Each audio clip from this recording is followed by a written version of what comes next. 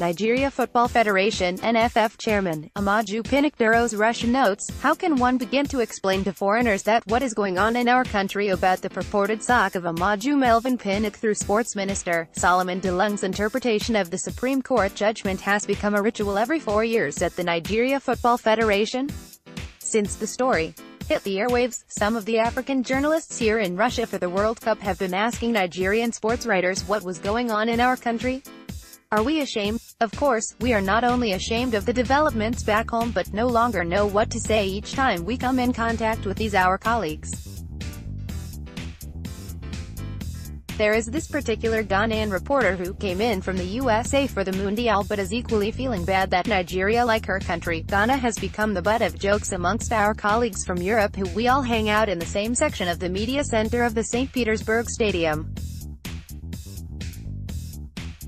Every 4 years since 2006, Nigeria is always in the news for the wrong reason.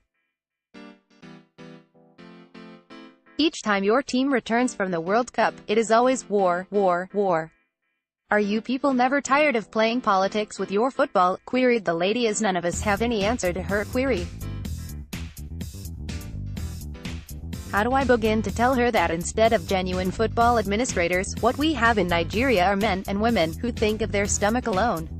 Though she admitted that Ghana has problems with Kwesi Nyadiki, who has been forced to step down from the GFA job, but quickly stressed that what made the CAF vice president to quit was no related to the kind of intrigues that have plagued Nigerian football since 2005 when Ibrahim Galadima was forced out of the glass house for telling stakeholders that Eagles' qualification for the 2006 World Cup was not a birthright but through hard work. Ever since, Nigeria football has known no peace since then, as new personnel are always forced on the glass house immediately Super Eagles returned from a misadventure at the Mundial.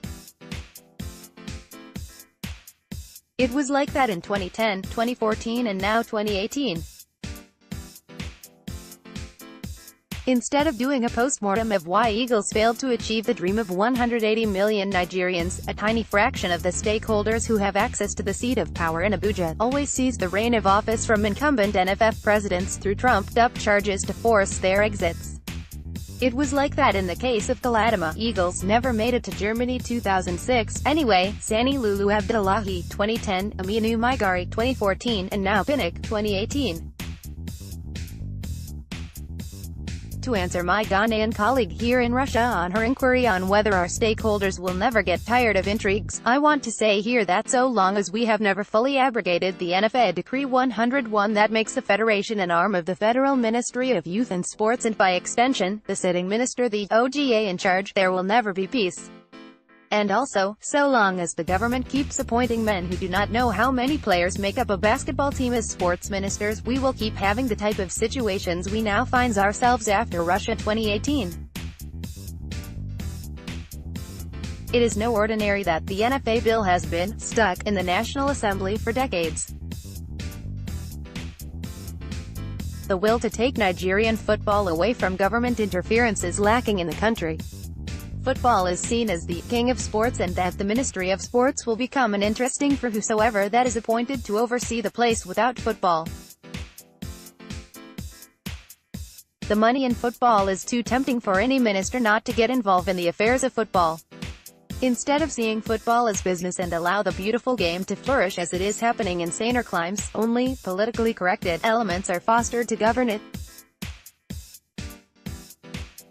For once, an individual like Pinnick, who has brought some elements of business into the administration of the NFF by attracting multinationals and big corporate players to partner it has been hounded out of the place through unnecessary litigations. I truly share the sentiments of those angry that Eagles failed to fly in Russia despite the quantum of support extended to the team. I am also of the opinion that unless we allow the structures put in place now to take proper roots, Nigeria may never truly realize her potentials in global soccer. A change of guard now will not only take our football back by over a decade, we may just be on the edge of a lengthy sanction from the world governing body, FIFA. And the rest of the world will not wait for Nigeria to do the catch-up.